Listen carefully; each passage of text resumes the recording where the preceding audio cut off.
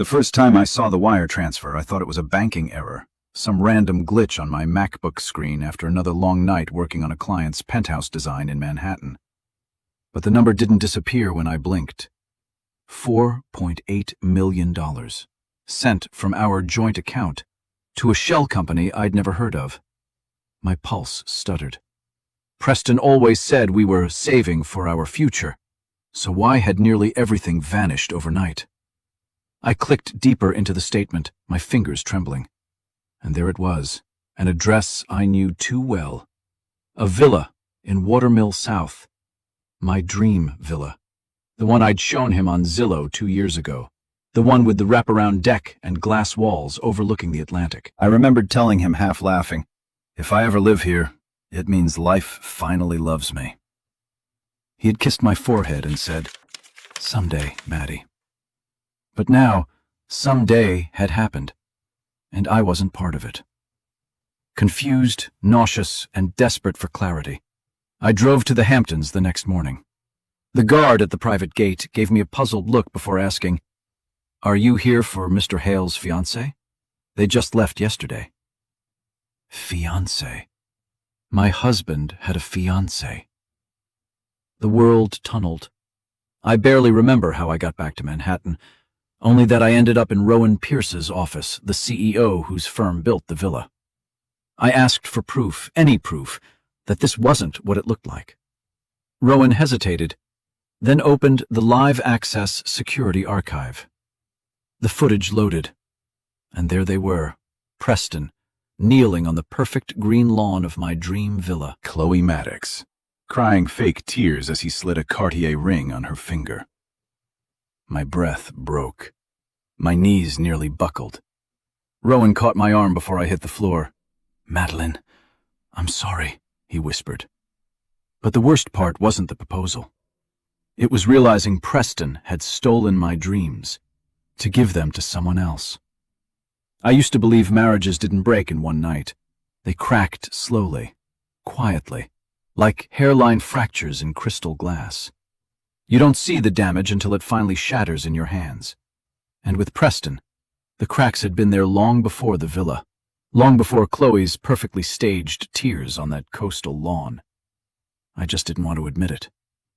Back in our Manhattan apartment overlooking the Hudson, the silence felt heavier than the skyline itself. Preston had been sleeping in the guest room for months, claiming late-night deadlines, team pressure, client dinners. I would climb into bed alone, pretending the cold sheets didn't mean anything. Pretending that marriage went through seasons. Pretending we were just in winter. He used to text me during the day, small things, silly things. "Saw a cafe you'd love. Designed a lobby today that reminded me of your style. Dinner at 7? But lately, his messages were clipped. "Busy. Later. Don't wait up." Even the way he carried himself changed. He bought a new Mercedes S-Class without telling me, started wearing tailored suits from a designer he once mocked as overpriced nonsense. He traded his old leather watch for a sleek black Cartier model. Everything about him sharpened, polished, curated, like he was preparing for a new audience. And I was no longer part of the presentation. One night, weeks before I discovered the villa, I'd woken at 2 a.m. to the sound of him whispering in the hallway. When he saw me, he ended the call so fast the screen didn't even fade. "Who was that?" I asked. "A client," he said without blinking. "Go back to bed, Maddie." But his eyes, they held that distant glaze of someone already living a life far from mine. I tried to reach him, but every attempt turned into an argument. "You're too emotional. You're imagining things. You're stressed. Take a break from work." And like a fool, I believed him. I blamed myself. I thought if I worked harder, loved softer, apologized faster, he'd return to the man I married. But now, having watched that camera footage, I finally understood. Preston hadn't drifted away. He had been replacing me, piece by piece, long before I even knew I was gone. The day after the footage broke me open, I found myself standing in the marble lobby of Pierce Development, still wearing the same wrinkled blouse from yesterday, my eyes swollen, my hair pulled into a rushed knot. I hadn't planned to come. My feet just brought me here. Maybe because some part of me knew Rowan Pierce was the only person who wouldn't lie to me. Rowan had always been a quiet force. Years ago, when we worked together on a Manhattan boutique hotel, he impressed me with his calm precision. How he carried a Mont Blanc pen like it was part of his hand. How he rarely raised his voice. How he seemed to listen not just to words, but to the spaces between them. He noticed things people tried to hide. Today, he noticed everything about me. "Maddie," he said gently as he approached, his steps slowing the moment he saw my face. "Come upstairs." His office overlooked Park Avenue. Glass windows, clean lines, soft gray light. Sophisticated but warm in a way that made my chest loosen. He didn't push, didn't ask questions. He simply waited. When I finally spoke, my voice cracked like thin ice. "Rowan, he bought the villa, the one I always wanted, and he proposed to her there." Rowan inhaled slowly, jaw tightening for just a moment, an emotion passing too quickly to name. Then he pulled up the camera interface again, not to torture me, but to confirm timestamps, details, access logs. He was thinking like a CEO now, not a friend. "I need you to see something," he murmured. Another clip loaded, this time showing Preston touring the villa 2 months earlier with Chloe. She pressed herself against him like they were already married. And Preston, he looked happy. The kind of happy he hadn't been with me in years. My throat closed. He was already planning it back then. Rowan nodded. "Yes, and he's been moving assets for months." "Maddie, this wasn't sudden. It was strategic." Strategic. The word stabbed harder than betrayal. Rowan's voice softened, losing its business edge. "Listen to me. Preston has built an entire life behind your back. But he made mistakes, financial ones, and you're not as powerless as you think." When I finally looked up at him, his eyes held something steady, unwavering. Not pity, belief. And for the first time since the villa, I felt the tiniest spark of strength flicker back to life. The morning after Rowan revealed the second clip, I drove back to the Hamptons, not because I wanted answers, but because I needed to stand on the ground where my life had split in two. The coastal air was crisp, sharp enough to sting my lungs as I pulled up to the gated community. The guard recognized me this time, his expression softening like he already knew what I had learned. "Mrs. Hale, I wasn't sure if you'd return," he said gently. For a moment, hearing that name felt like a slap, but I forced a nod. "I just need to see the property." He hesitated, then pressed the button, letting the iron gates slide open with a low groan. My car rolled forward slowly, tires crunching over the gravel path as the villa came into view. Sunlight spilling across its white walls, the glass panels reflecting the ocean like nothing bad could ever happen here. But I knew better. Beauty doesn't erase betrayal. When I stepped out, the salt air wrapped around me. The house looked exactly like the pictures I once saved on my Pinterest board. Every angle, every window, every dream I had whispered into Preston's ear. Except now, Chloe had stepped into the frame I created. As I approached the front door, a housekeeper stepped outside carrying fresh linens. She paused when she saw me. "Oh, are you Miss Maddox's sister?" she asked brightly. My stomach twisted. "No," I said quietly. "I'm Preston Hale's wife." Her face drained of color. I'm so sorry. I didn't know. They told us you were—" She stopped herself, panic flickering in her eyes. "Told you what?" I pressed. "That you were out of the picture." Out of the picture. Removed. Edited out of my own life like an unwanted detail. I steadied myself against the white railing. "Did you see them here often?" She swallowed. "Yes, almost every weekend. They acted like the house was already theirs." Already theirs. While I was home in Manhattan, cooking dinner alone, waiting for a man who was planning a future with someone else. The wind picked up, carrying the faint scent of sea spray, and something inside me shifted. This villa was no longer my dream. It was evidence, and I intended to use every inch of it. The night Rowan showed me the first clip, I thought I'd already hit the bottom. I thought nothing could cut deeper than watching my husband kneel in the place I once called my dream. But the truth had layers, sharp, waiting, unforgiving. And Rowan knew it. "Madeline," he said softly, "there's more footage you haven't seen." I could barely breathe. "How much more?" He exhaled, turning the monitor slightly toward me. "Enough to prove this wasn't impulsive. He's been building a life with her for months." A tremor ran through my hands as the next video loaded. The timestamp was from 6 weeks earlier, on a night Preston told me he was in Boston for a leadership retreat.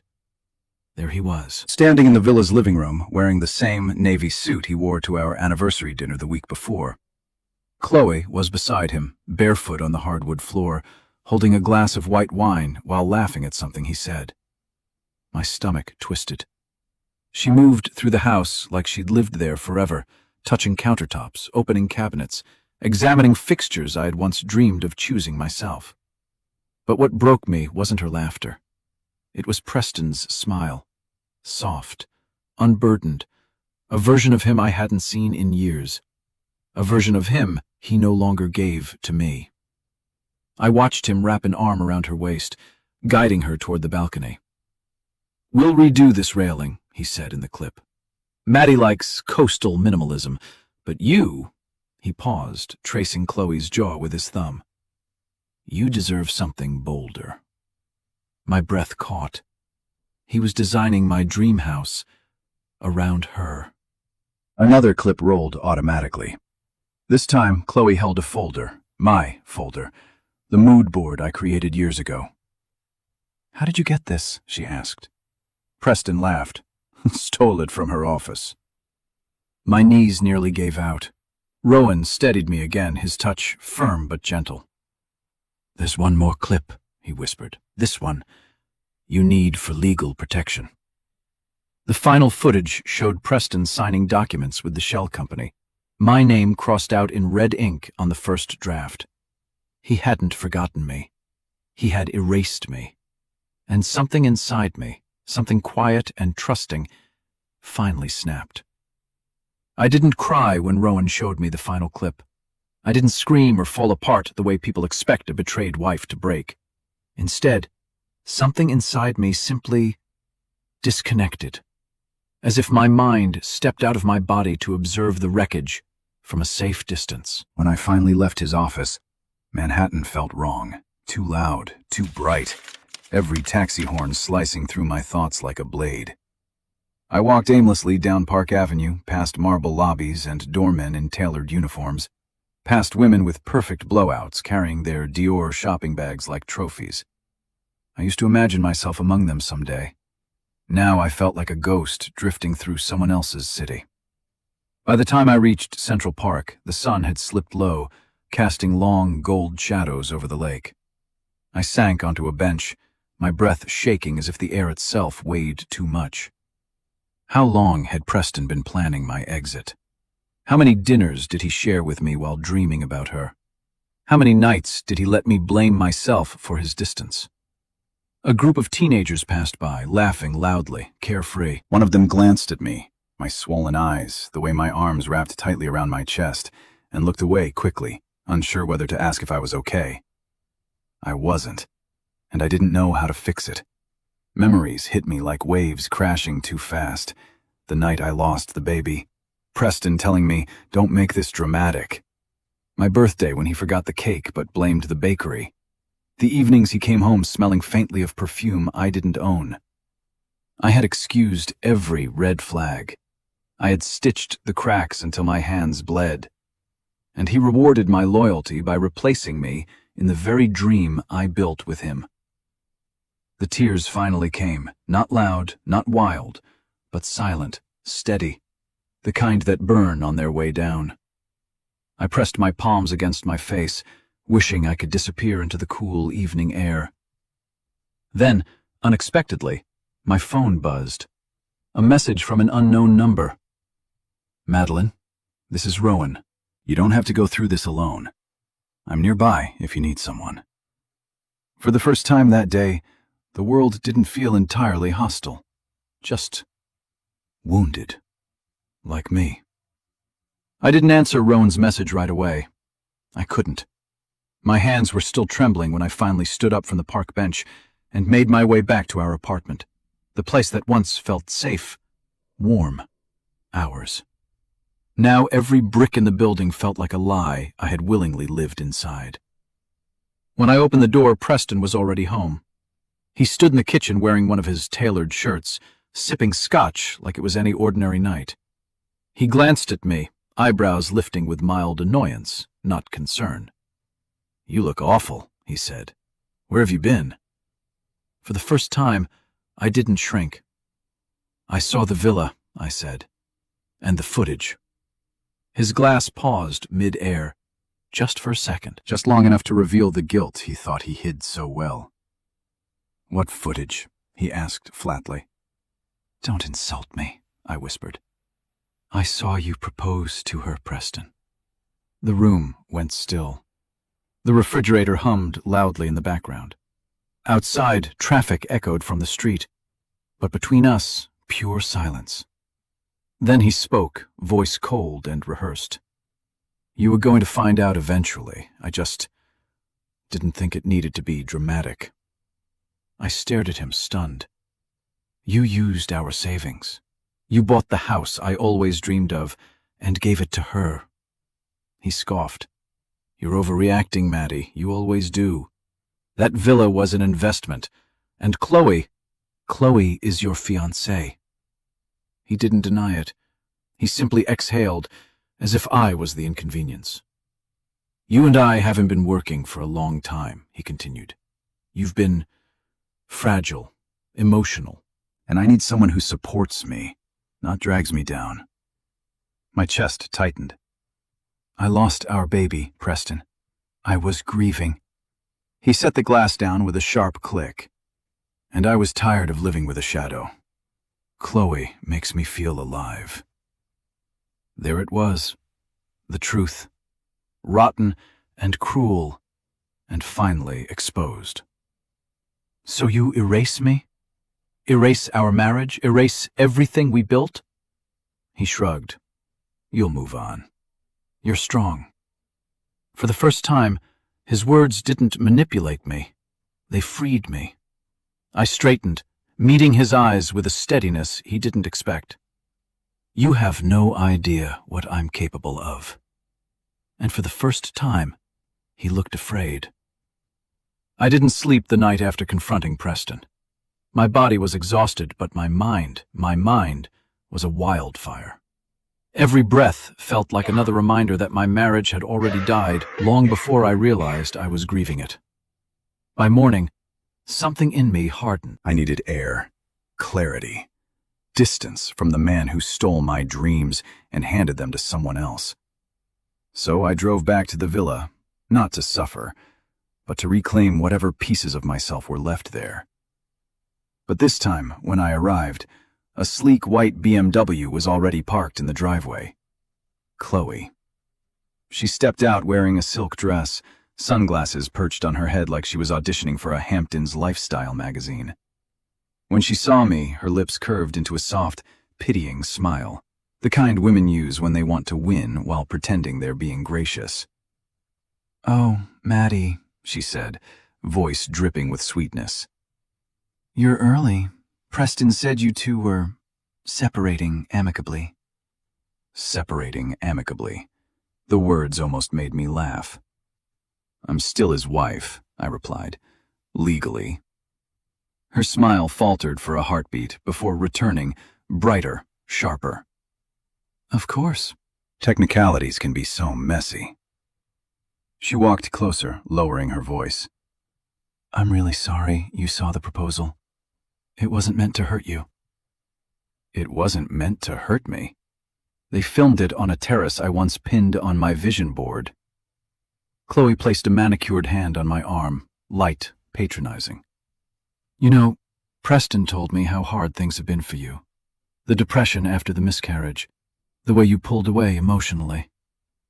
My blood ran cold. He told her that? I pulled my arm back. My grief is not an excuse for his betrayal. Chloe tilted her head, expression softening into faux sympathy. Sometimes men need more than we can give. I shouldn't have to apologize for loving him. There it was, the venom behind the sugar.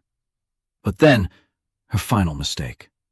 She gestured to the villa and whispered, "Anyway, this place is mine now." Preston said you never really fit this lifestyle. My breath froze in my lungs. Not from pain, from fury so sharp it felt almost clean. Because in that moment I realized something important. Chloe wasn't just the woman he chose. She was the pawn he didn't realize he'd placed directly in my path. And pawns, when used correctly, can bring down kings. When I drove back to Manhattan after the encounter with Chloe, anger pulsed through me like electricity. Sharp, steady, impossible to ignore. But beneath the fury was something colder, heavier. The realization that I had absolutely no idea how deep Preston's deception went, or how much damage he'd already done behind my back. I needed help, real help. Not emotional support, strategy. So when Rowan texted again that evening, "Can we talk? I found something you need to see." I didn't hesitate. I went. His office was dimly lit when I stepped inside, the city glowing behind him like a wall of fire. Rowan was leaning over his MacBook Pro, jaw tense, sleeves rolled to his elbows. He looked up the moment I entered, and the concern in his eyes nearly undid me. "Maddie, sit," he said gently. "What I'm about to show you isn't easy." He turned the laptop toward me. Bank statements, shell companies, transfers from accounts I didn't even know Preston controlled. My stomach knotted. "How long has he been doing this?" "At least 9 months," Rowan said quietly. He used offshore entities to hide purchases, art pieces, jewelry, travel, and the villa was the largest asset. My chest tightened until breathing hurt. Preston hadn't just betrayed me emotionally. He'd financially gutted our marriage with surgical precision. "But here's the part that matters," Rowan continued. "He made mistakes, enough to give you leverage in court." He pulled up one more document, one that made my pulse spike. A draft of the villa ownership transfer. Preston tried to remove my name, but legally, the asset was still marital property. I swallowed hard. "Why are you helping me this much?" Rowan leaned back, expression steady. "Because I've been where you are. My ex-wife drained my accounts, blindsided me with divorce papers, and left me rebuilding from ashes." He paused. "And because you don't deserve to be destroyed by a man like Preston." A lump formed in my throat. No one had stood up for me like this in years. Rowan slid a folder across the desk. "This is a roadmap. Lawyers, forensic accountants, steps you can take immediately. Maddie, you don't have to just survive this. You can win." For the first time, the fire in my chest didn't burn from pain, but from possibility. I thought I was prepared for whatever came next. After all, I'd seen Preston propose to another woman in the villa of my dreams. I'd confronted him. I'd survived Chloe's smug, saccharine cruelty. But Rowan wasn't exaggerating. There were deeper layers, darker truths, buried beneath months of deceit. And now I was about to uncover every one of them. We spent 2 hours in his office, the city glowing behind us as evidence built like storm clouds. Rowan clicked through file after file stored in the forensic folder he'd assembled. Bank transfers, email trails, travel receipts. Each new piece felt like another brick dropped onto my chest. "Preston didn't just cheat," Rowan said quietly. "He structured his life to replace you entirely." He pulled up a corporate email thread labeled Strategic Personal Planning. Seeing Preston's name next to Chloe's in a professional context made my blood run cold. I leaned forward. Play it. Rowan opened the attachments. They were plans for events Chloe would attend as his future spouse. Drafts of bios listing her as partner to Preston Hale. Even a mock-up of a holiday card featuring the villa, My Dream Home, as their backdrop. But the worst part? A spreadsheet listing projected expenses for Household 2. Rowan tapped the screen. This means he financially prepared to support Chloe while phasing you out. He redirected funds little by little so you'd look unstable if you filed for divorce. I felt every muscle in my body tense. He wanted to make me look crazy. Yes, Rowan said softly. And broke. My vision blurred for a moment, Not from tears, from rage. He clicked another tab, revealing the offshore account Preston used. I recognized one expense instantly, a necklace from Tiffany, one I thought he purchased for our anniversary, but never gave me. He gave it to her, I whispered. Rowan didn't look away. He stole your money to build a life with another woman. That's not just immoral, it's prosecutable. Something inside me finally shifted from devastation to resolve. Then we prosecute, I said. Rowan's lips curved, not a smile, but the expression of someone witnessing a woman step back into her power. Good, he said, because this is the part where you stop being the victim. He closed the laptop gently, and start becoming the problem Preston never saw coming. The next shift in this twisted story didn't come from Preston. It came from Chloe, unexpected, unplanned, and dripping with the downfall she never saw coming. 3 days after Rowan and I uncovered the offshore accounts, I was in my apartment packing a small overnight bag. I needed space from the memories, from the ghost of my marriage. I planned to stay in a midtown hotel, somewhere with clean sheets and no reminders of him. Then my phone buzzed, an unknown number. Madeline, it's Chloe. We need to talk. I froze. Why would she contact me? She had already won, or thought she did. Against my better judgment, I agreed to meet her at a quiet cafe in the West Village.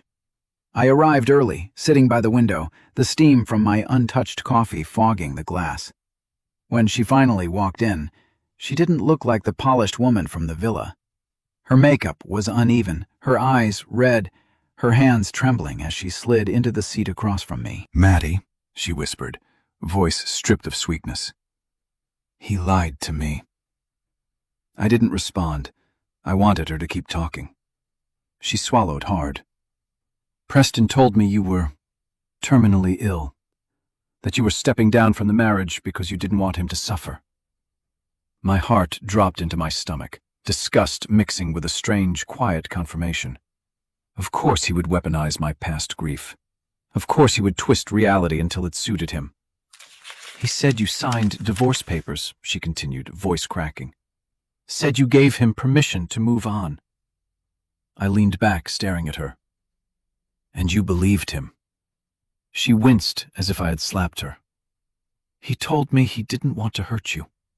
He said you were unstable, that the miscarriage broke you. Anger burned through my veins, not because of Chloe, but because Preston had used my deepest wound as his alibi. And now? I asked quietly. Her hands clenched around her cup. Now I know he's been lying to both of us. I found his messages with other women, plural. Of course. Preston didn't upgrade. He rotated. A pattern, not an accident. Chloe's eyes lifted to mine, shattered and ashamed. I thought I was special. I exhaled slowly. We all did. For the first time, Chloe didn't look like the villain. She looked like the next casualty. A casualty who had just become my unexpected weapon. Chloe didn't become an ally overnight. Women like her don't switch sides out of guilt. They switch sides out of survival. And that was exactly what I saw in her eyes as she stirred her untouched latte, knuckles white around the porcelain cup. He's been cheating on both of us, she whispered, voice thin. I found backup phones, photos, messages. He calls us the same names. I didn't flinch. That's who he is, Chloe. Not who he became, who he always was. Her jaw trembled. I thought, if I loved him enough, he'd choose me. I almost pitied her, almost.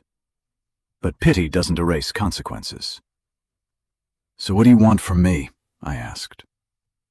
She reached into her designer tote and pulled out a slim black folder, the kind used in corporate offices, not personal affairs. She slid it toward me with trembling fingers. These are copies of everything I found, she said. Financial logs, messages, screenshots, even photos from his trips with other women. I opened the folder. Preston's lies spilled out like poison. Dates, receipts, hotel check-ins, itineraries. He had been living 10 different lives while I was trying to repair one broken one. Why give this to me? I asked. Chloe swallowed hard, mascara smudging beneath her eyes. Because he told me yesterday that you were making things difficult, and that once the divorce was finalized, he wouldn't need me anymore. There it was, the real reason. He said, her voice cracked, he said I was just a transition. A stepping stone, a placeholder, a convenience. Exactly what he had turned me into, exactly what he would turn the next woman into. I'm not doing this out of kindness, she admitted, looking away. I'm doing it because I refuse to be humiliated. I refuse to let him walk away clean. I closed the folder gently. Then understand this. Once I use this, there's no going back. Her expression hardened, not sweet, not soft, but steel wrapped in silk. I don't want to go back, she said. I want him to pay. For the first time, we weren't wife and mistress. We were two women burned by the same man and ready to light the match that would burn down his entire facade. Strength doesn't return all at once.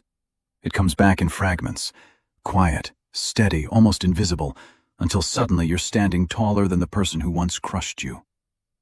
For me, it began the morning I walked into the empty loft in Soho that Rowan had shown me. Exposed brick, tall windows, sunlight pouring across the concrete floor like an invitation. This could be your studio, Rowan had said, his voice calm, certain. A fresh start. At first, the idea seemed impossible. I was still unraveling, still bruised. But as I stood alone in the quiet space, I imagined bolts of fabric stacked against the wall, sketches pinned to boards, clients seated across from me as I guided them through their dream home. For the first time in months, I pictured a future that didn't involve Preston. So I signed the lease, using my own name, my own identity, my own rebirth. The next few days were a blur of momentum, ordering a drafting table, setting up my MacBook Air, unpacking boxes of tools I hadn't touched in years. Each item felt like reclaiming a part of myself he had tried to erase. Rowan visited often, not hovering, not controlling, just present. He'd drop by with coffee or a new architectural book, or sometimes nothing but quiet companionship. You're glowing, he said once, watching me sketch by the window. I scoffed. I'm exhausted. No, he said softly, eyes warm. You're rebuilding. And he was right. Clients began to call again, word spreading that I had opened my own boutique interior studio. My first project was a penthouse renovation on the Upper East Side. A week later, a hotel chain reached out. Piece by piece, I was constructing something stronger than my old life. Something mine. But healing isn't linear. One afternoon, while reorganizing fabric swatches, I found the design binder Preston once mocked. You'll never get clients with this soft stuff, he'd said. I ran my fingers over the pages. Pastels, linen textures, organic curves. And instead of sadness, I felt pride. He never understood my vision. Rowan did. I did. By the time I locked the studio that night, I realized something vital. This wasn't just recovery. It was evolution. And I was no longer the woman Preston abandoned. I was the woman he would regret losing for the rest of his life. The first crack in Preston's world came quietly. An email forwarded to me by Rowan with the subject line, "Internal Review Notice." 4 words capable of detonating a man who built his entire identity on appearances. His company launched an ethics audit, Rowan explained when he stopped by the studio, his tone calm but unmistakably satisfied. Anonymous tip, multiple irregularities. They're pulling every financial string he's touched. I didn't ask if he was the anonymous tip, and he didn't confirm it. But the small, knowing lift of his brow told me everything. For once, someone was protecting me with the same intensity Preston had used to destroy me.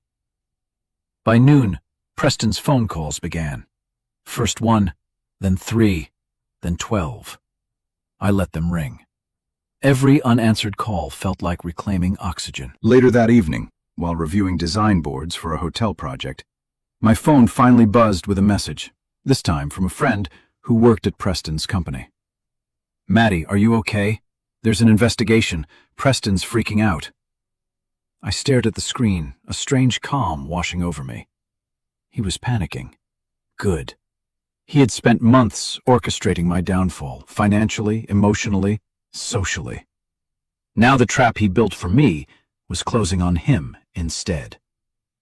The next morning my friend called. They pulled his expense records. Trips he said were business weren't. Charges on cards that shouldn't exist. The offshore account came up. I let out a slow breath. And Chloe? She's been questioned too. HR scheduled a meeting with her. So it was happening. The life he created with stolen money, stolen dreams, stolen promises. It was finally splitting apart. By late afternoon, Preston showed up at my studio unannounced, looking nothing like the polished executive he pretended to be. His tie was crooked, hair disheveled, eyes wild. "Maddie, they're coming after me," he snapped. "You need to tell them those accounts were joint decisions." I stepped aside, blocking the doorway. "I'm not covering for you." His face twisted. "You think you're better than me now? You think that new little studio makes you untouchable?" "No," I said, voice steady. "But your lies do." He lunged forward, desperation pouring off him. "If I go down, you go down too." I held his gaze, unflinching. "You already buried me once, Preston. I'm done digging graves for you." His empire wasn't falling silently anymore. It was collapsing, loud, public, unstoppable. And for the first time, I wasn't the one breaking. 2 days after Preston stormed into my studio, something shifted in the air, like the quiet before a storm no one can outrun. The fallout from the corporate investigation was spreading fast. News travels quickly in Manhattan's business circles, especially when a high-ranking executive is suddenly under a microscope. By noon, my phone buzzed non-stop with messages from acquaintances. Is it true Preston misused company funds? He's been removed from a project. HR pulled him out of a meeting. The man who once walked through skyscraper hallways like he owned the city was now stumbling through them like a ghost chasing relevance. That evening, I returned to my apartment for the last of my belongings. Rowan insisted on coming with me, for safety, he said.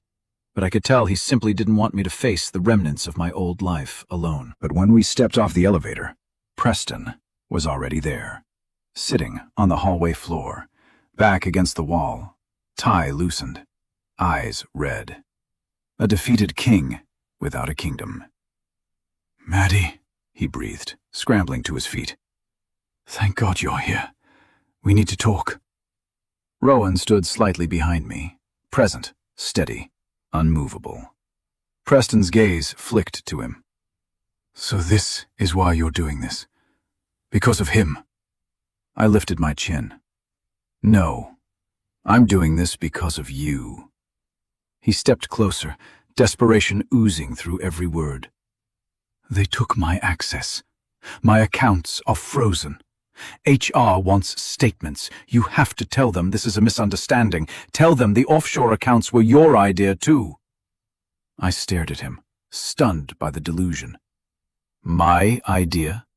Preston, you used our money to build an entirely new life. His composure cracked.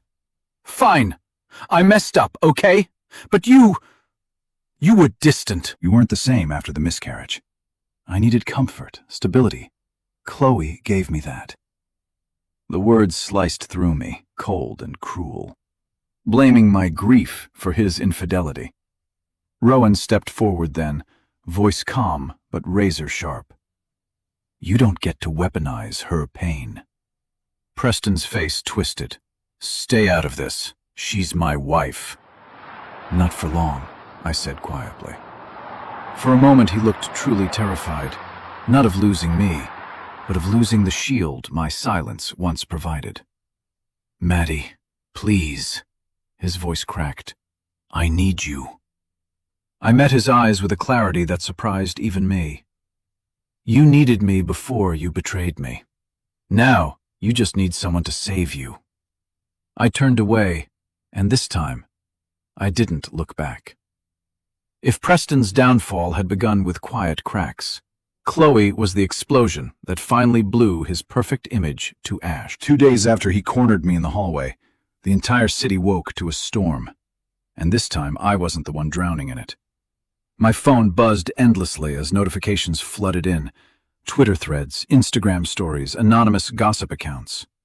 Rowan called before I could even open a single link. Don't panic, he said, but Chloe talked. I froze. Talked about what? Everything. I clicked the first notification. There it was. Chloe's face on a video, puffy-eyed, mascara-streaked, sitting in what looked like the guest room of the villa. Her voice trembled, but not from innocence, from humiliation. I thought I was his forever, she said on camera. But Preston Hale lied to me. He lied to all of us. She held up documents, screenshots Rowan and I knew well. Text messages, fake divorce drafts, photos of Preston with other women. Women neither of us had seen before. He told me his wife was dying, Chloe whispered. He said she wanted him to be happy. I believed him, and I was wrong. My breath caught. Even with all the damage she'd caused me, hearing her say the words hit harder than I expected. But Chloe wasn't done. The next slide showed the villa purchase agreement, the offshore transfers, the expenses. She exposed everything, not for justice, not for me, but because she refused to be the final fool in Preston's rotation. Rowan called again. This video has 3 million views in an hour, he said. His company can't ignore this now. By noon, Preston's employer released a statement. Effective immediately, Preston Hale is suspended pending full investigation. Suspended. Publicly. Irreversibly. That evening I met Rowan in my studio. The glow from the street lamps cast soft light across the drafting tables. You okay? He asked. I exhaled. I didn't expect it to go nuclear. Rowan's lips lifted slightly. Humiliated people rarely stay quiet. I looked out the window at the city, alive, pulsing, indifferent, and felt something shift inside me. For months I had been the victim of Preston's lies. But now the world finally saw him. Not as the polished, charismatic executive, but as the coward who built his throne on stolen dreams. His reckoning had begun, and it wasn't going to stop here. The morning of the hearing arrived colder than I expected for late spring, the kind of cold that slips beneath your coat and settles against your bones. I stood outside the Manhattan Civil Courthouse, clutching a folder of evidence, camera stills, bank statements, Chloe's recorded confession. The folder felt heavier than it should, maybe because it held not just proof, but the ashes of a decade I once believed in. Rowan arrived right on time, his charcoal suit crisp, his presence grounding. You ready? He asked softly. No, but I nodded anyway. Inside, the air hummed with low conversations and the shuffle of paperwork. Preston sat at the opposite table, trying to maintain his polished executive posture, but cracks showed everywhere. His shaking leg, his clenched jaw, the way his eyes darted whenever someone whispered nearby. He wasn't afraid of the law. He was afraid of exposure. His attorney, a sleek man in a navy suit, leaned toward him. "We can still settle quietly, Preston. Public hearings won't help you." I almost laughed. That option vanished the moment he turned my life into collateral damage. My lawyer, a sharp woman with a calm voice and steel backbone, placed a hand on my arm. "Once we present the forensic trail, the judge will take this very seriously." Stay steady. Then the doors opened, and everything began. Preston's lawyer tried to frame him as a stressed executive making misguided financial decisions, but the judge's expression hardened immediately when my attorney placed the first exhibit on the screen. A screenshot from the villa's security camera. Preston kneeling before Chloe with a Cartier ring, a ring funded by our marital assets. A murmur rippled through the courtroom. Next came the offshore transfers, the shell company, the discrepancies in his tax records, the falsified drafts he showed Chloe where I supposedly signed away my rights. Preston paled with each reveal. Chloe, seated in the back row, watched with her arms folded tightly across her chest. No longer his trophy. Now, his detonator. Then came the twist Preston never expected. The judge requested live testimony from Chloe. She stepped forward, heels clicking like a metronome counting down his downfall. "He told me his wife was dying," she said clearly. "He told me she wanted him to move on."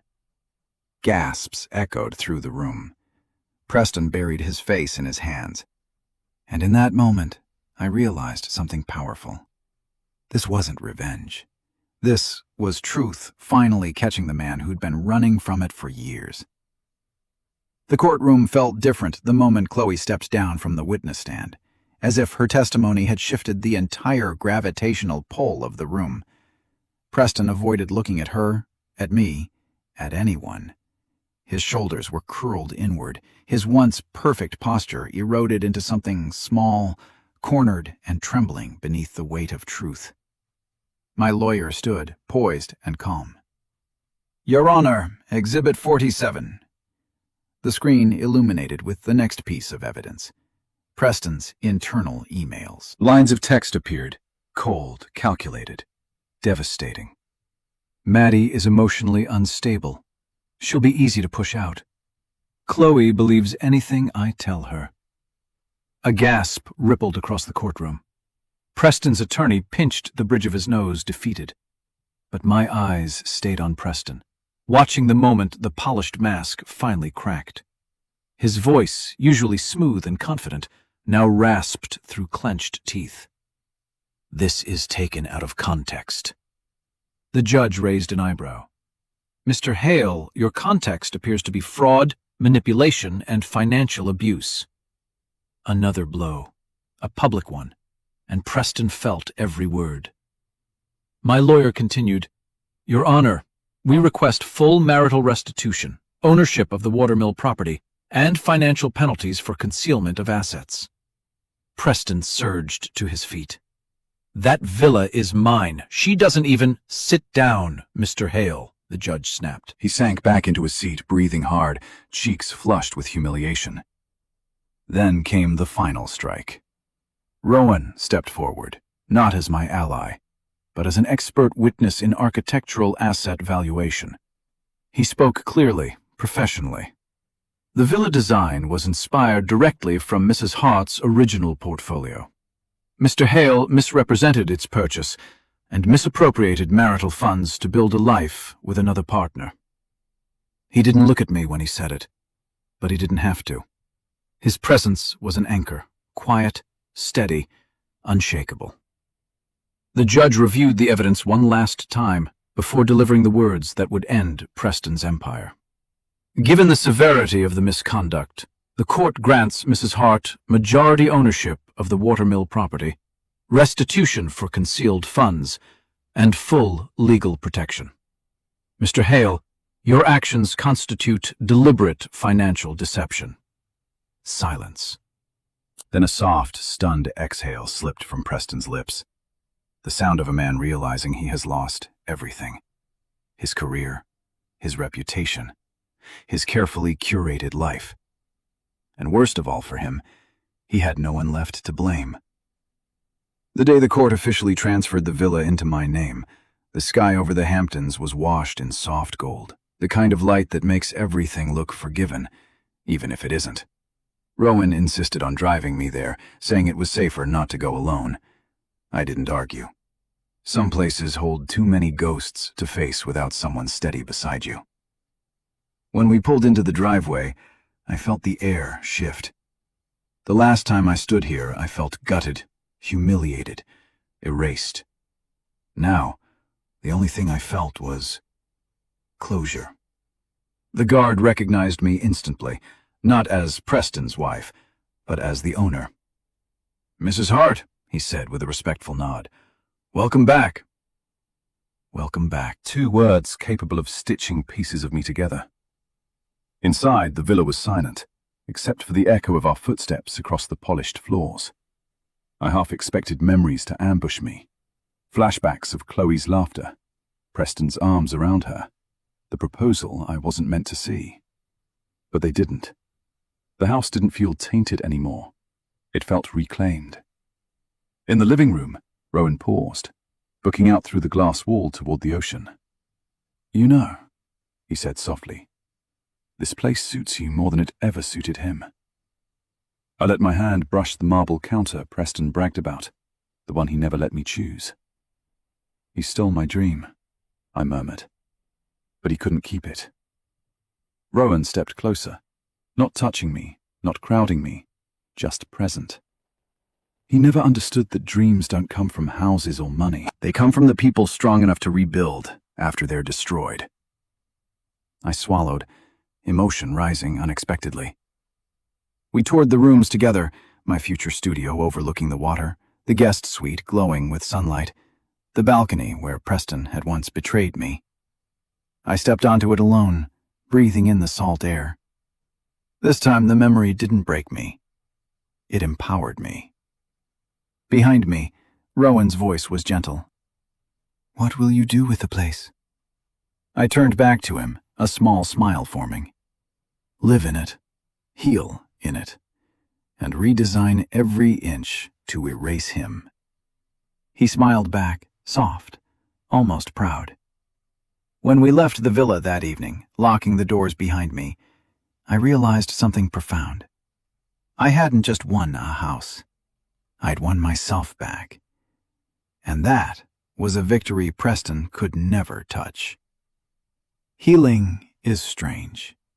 It doesn't arrive all at once, wrapped neatly in triumph. It comes quietly, one steady breath, one soft sunrise, one moment where the past no longer controls the present.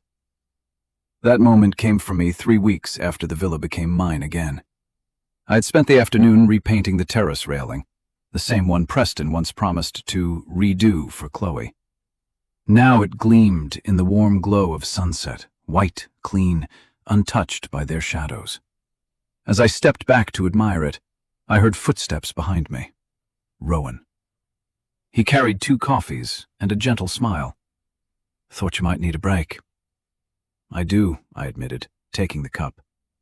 "I never realized how peaceful this place could be." "That's because it's finally yours," he said softly. We sat together on the terrace steps, watching the waves roll in slow, steady rhythms. There was no urgency between us, no pressure, just the quiet understanding of 2 people who had walked through storms and survived them. "I'm proud of you," he said, "for fighting back, for rebuilding, for not letting him define the rest of your life." I felt tears sting my eyes, not from sadness, but from recognition. No one had ever spoken to me that way, not even Preston, back when things were good. "Rowan," I whispered, "I didn't do this alone."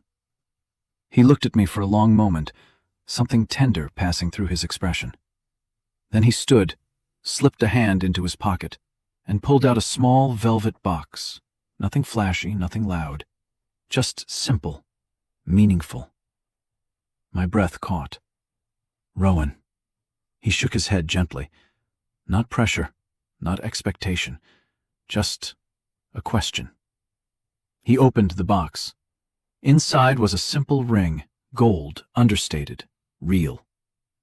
Maddie, I don't want to replace your past. I want to build a future with you, one made of honesty, not illusions. But only if you're ready. The wind softened, the ocean hushed. And for the first time since my world shattered, my heart felt whole again.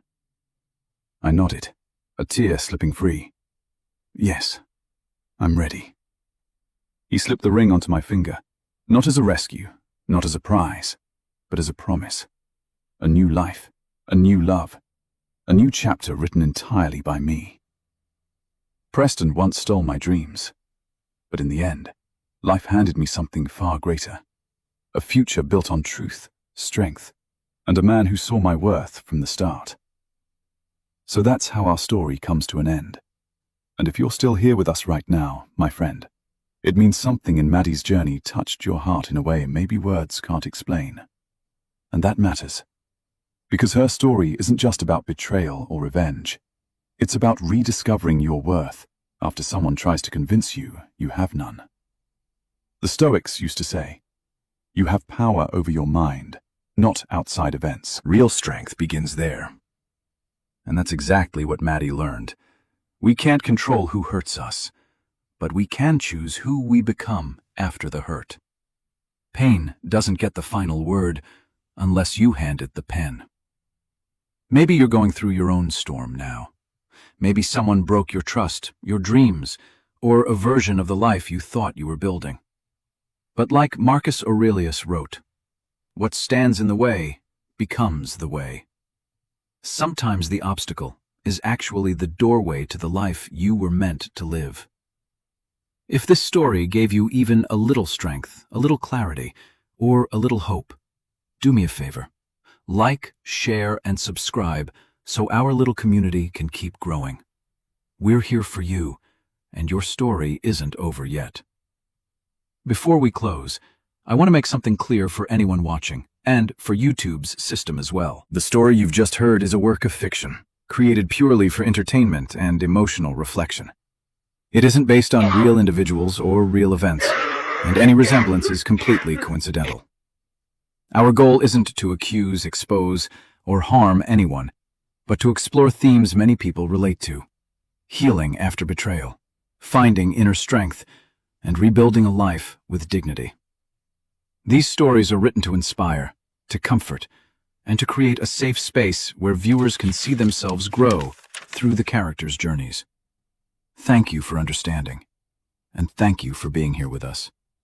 Your support means everything, and it allows us to keep creating meaningful content for you.